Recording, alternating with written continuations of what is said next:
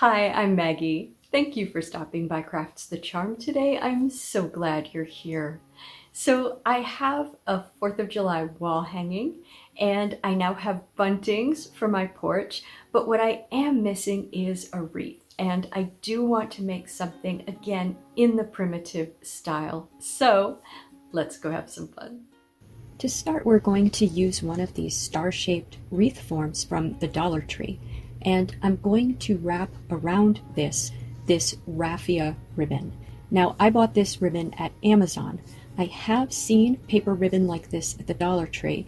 It comes in smaller amounts, but it is actually, I think, a better quality paper at the Dollar Tree. But I will include a link to the paper that I purchased at Amazon in the description. My idea for this is a primitive look, but I am going to be using the very unprimitive hot glue to connect this to the star. I tried to do this at first without hot glue and I was not successful. So here's the method that I used. I used lengths of the raffia that were approximately 50 inches. And you can't really come up with an exact measurement because the width of this is a little bit variable, but around 50 inches was enough for me to do one of those little sections on the inside, which is 1/10 of the size of the overall star. And what I did was I put just a little dot of hot glue and I worked from the center towards one of the ends of the star because we're going to have to get a little bit fancy in the way that we wrap it as we get towards that pointy part. So put a little dot of hot glue down and then press your paper down with a little bit of extra in the middle and then just start wrapping. And I put a dot of hot glue once on each wrap, so at one end. It is a little bit slippery, so it really is helpful to have at least one little dot of hot glue per wrap. Now once you start getting towards the pointy part of the star, you're going to have to overlap in the middle and spread it out a little bit more at the top, or at least have the pieces side by side. And so here I put the dot of hot glue at the top and just tried to be neat in overlapping as I moved towards the center. And then I worked from the other side, again from the part that isn't pointy towards the pointy part. So I had basically one point of the star done.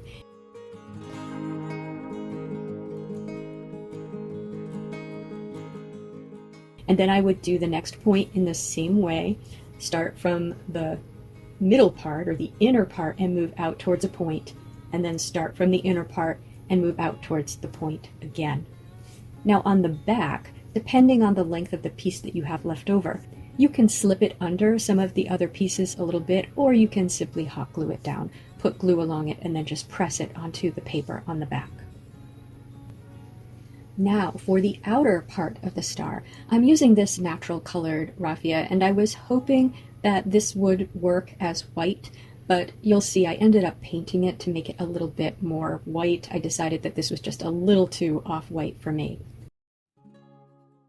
For the outer part of the star, we can't wrap in the same direction because we've already used up that inner metal frame. So we're going to wrap all the way around the star. So put a little bit of glue somewhere, one of the pieces, doesn't matter where, and put your raffia down, and then put a little bit of glue on the next piece and stretch your raffia across to that piece. Now to go to the next piece, you're going to have to change the angle. So just do a little fold in the raffia, and I glued that fold down, and when you're making the fold, pull the raffia to the next piece so that you get the fold at the right angle. And then just, like I said, glue that fold in the middle and then glue to the next piece. And then you're going to do the same thing. You're going to make a little fold, so get it at the right angle by pulling it to the next piece, glue the fold, and glue it at the piece.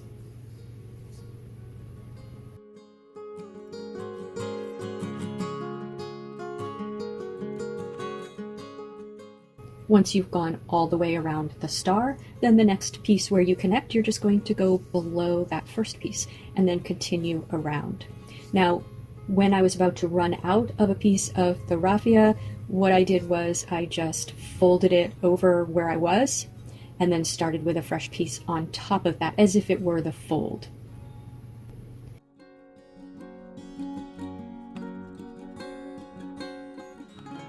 Now once I got near the bottom, I wanted to make sure that that bottom piece of metal was completely covered. So I unfolded the pieces of raffia that I wrapped around the bottom, and I did that before I finished wrapping around the star. So this gave me something to cover up the bottom with completely, but then I just continued to wrap as before. So it's not really going to be seen too much, it's just going to cover up that bottom piece so that we don't see any metal.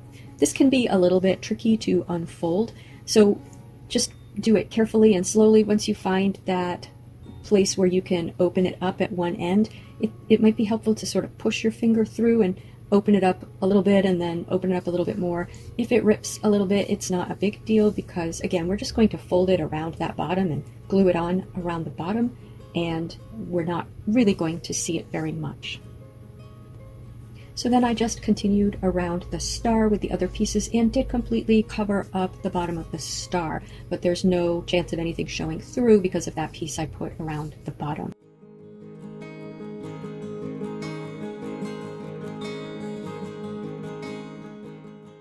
And then I thought I didn't like that you could really see through this, so I opened up some more, and on the inside of the star I glued it to the inside, just where this sort of natural colored raffia is, to hide those gaps in the raffia.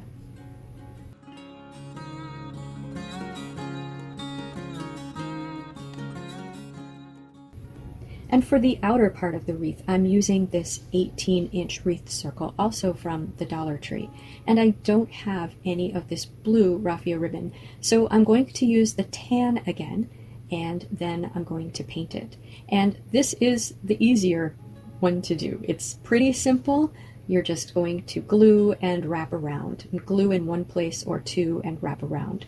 For those pieces that go all the way across, I just covered them completely with a piece of raffia by running a bead of glue all the way up and then just putting my piece of raffia around it. Now the only trick with this is, of course, the inside has a smaller diameter than the outside. So when you're doing this, you're going to very slightly, just slightly, overlap on the inside. And you don't have to do it everywhere, but if you notice that you're maybe starting to have less coverage on the outside than on the inside, then you're going to want to start overlapping slightly on the inside and making sure you're not overlapping on the outside. And if you do that, you will be fine. It will cover perfectly and you won't be able to tell that there's that slight overlap. And you can see a little bit of this is already blue. I experimented with a lot of blue paints before I found a blue color that I liked for the outside. And once you have wrapped all the way around, I just glued any ends down on the back or slipped them under other pieces of raffia on the back and then glued them down. Now that everything is all covered with our raffia ribbon, I'm going to get the colors more the way I like. So I'm just using apple barrel white acrylic paint on the off-white raffia on the star. And I don't want it to completely cover it. I do want it to have a sort of primitive or rustic look. So I'm mostly covering it, but I am letting a little bit of that natural color come through. And I am being careful to make sure that I get it up to the edge of the red, so it doesn't look like I painted it but just didn't manage to paint up near the red. I want it to look like it was white, but the white started to wear off, or it was white but it started to get worn. Now for the blue, I have this paint which is Craft Smart and the color is Denim, and I really love this blue color. I hardly have any of this paint left and I used it all up on this wreath, partly because I wanted to do this particular effect. So I painted it first with the denim just the way it is, out of the bottle.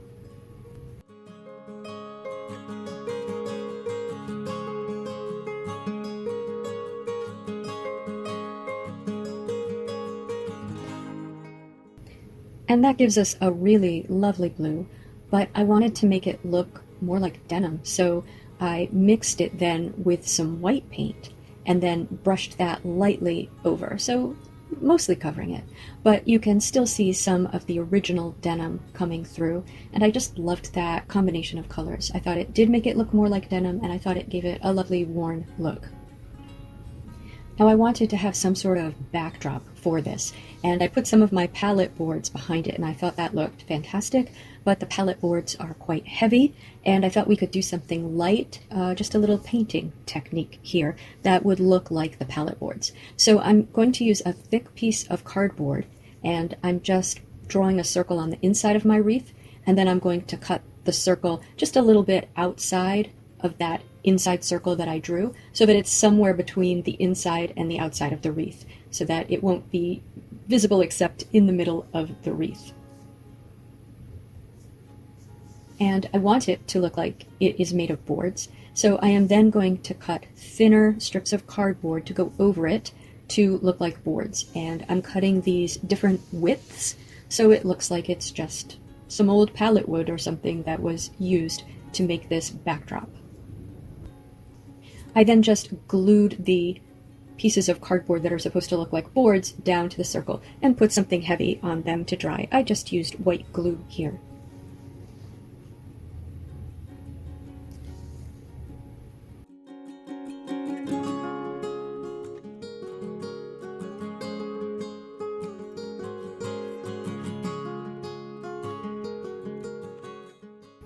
Now, to get a wood-like texture that we can take advantage of with our painting technique, I used more of the raffia ribbon. So I cut lengths to go all along my boards, and then I opened up the raffia ribbon, and then I just used some white glue mixed with some water. I painted that on the boards, and then I laid the raffia ribbon pieces down over that, and then I completely covered them with the glue. I didn't want this to be too wet, so I did then use my blow dryer to dry it a little bit. If it had been daytime, I would have put it out in the sun to dry. I just didn't want the cardboard to get wet.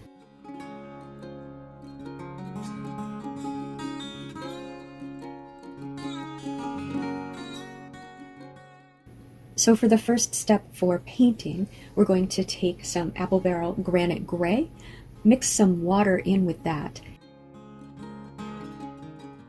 and then wash that over the raffia on the cardboard. Now, I let some of the raffia show through. I thought that that would give it a weathered, natural look, but I'm not thrilled with it because that raffia does have a sort of a yellowish color. So I'm not sure I would do that if I were painting it again.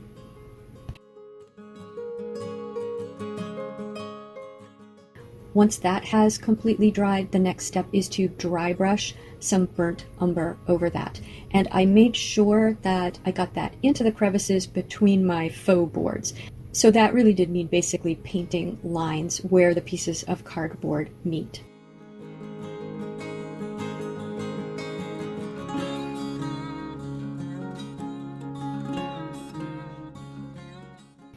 And then the final step was to water down the burnt umber and wash that over the entire board. And here you want to let a little bit of the gray remain. So when I say wash it over the entire board, well, most of the board. And I watered it down more for one of the boards so that I would get a lighter wash, because if they are separate boards, they wouldn't all necessarily have the same finish to them. And I regret that I didn't do that for two boards. So I think you probably want to start maybe with a darker one, do a board somewhere in the middle, then water it down some more, get it lighter, do one or two others, then water it down even more, and do the rest. Now, to attach the cardboard to the wreath, I drilled some holes through the cardboard, just two holes. One was going to be at the top of the wreath and the other at the bottom, and I used some florist's wire, which I got at the Dollar Tree, and just passed that through the hole in the cardboard and then through the circle of the wreath. And I just had to push it between the raffia that I had put on the wreath. It was a little bit tricky, but you can't see the wire.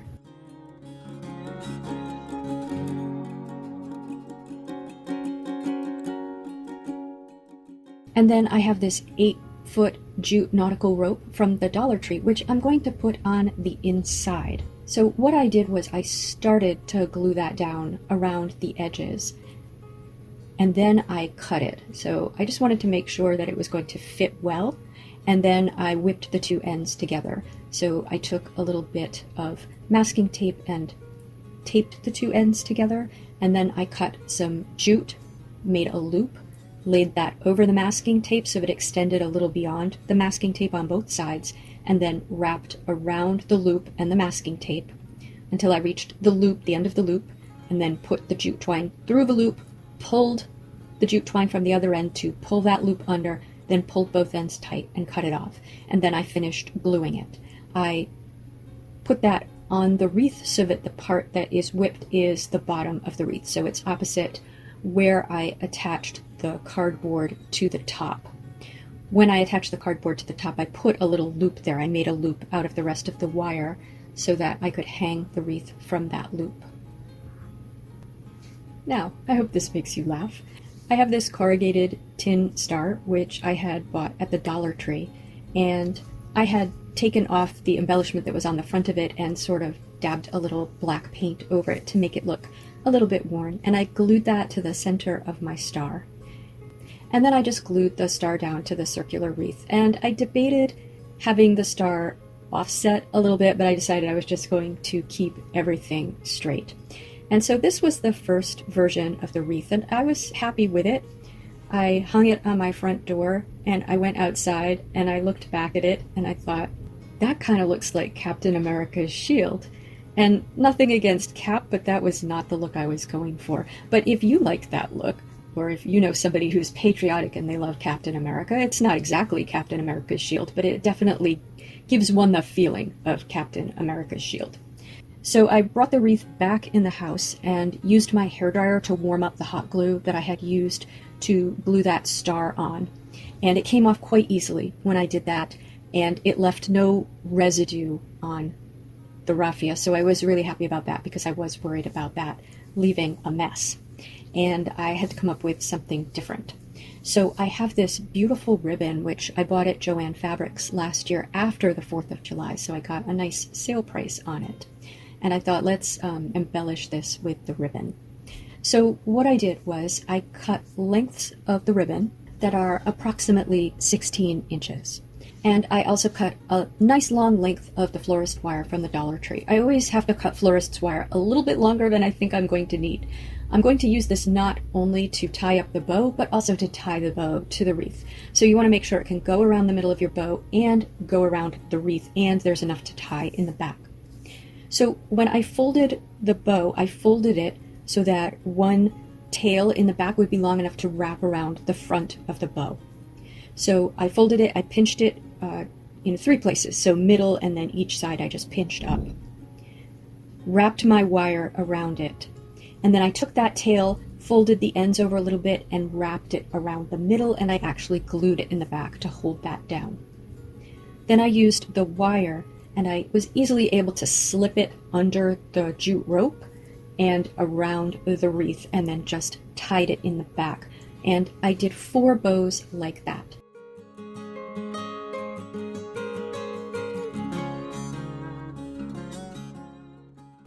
And then I used what was left of the ribbon, and I made a larger bow for the bottom of the wreath. So your standard bow with basically 6 loops, and then 2 tails, which I cut swallows' tails in. It is a smallish bow at the bottom because that was how much ribbon I had left.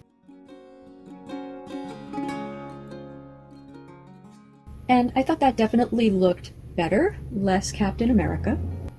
But now my red, which was the only color of raffia that I didn't have to paint, was way too red for the ribbon. So I took some paints that I had. I had this apple barrel bright red, and obviously that isn't the color I would have chosen, but that's what I had.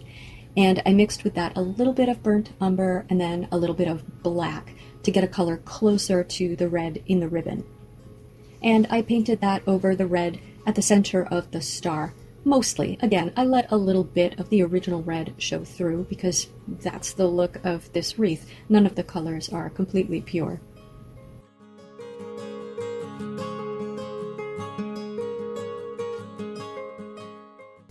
And so here it is. And finally I'm happy with it. The colors go together, and I do think it looks like a quality wreath. It's on my front door right now.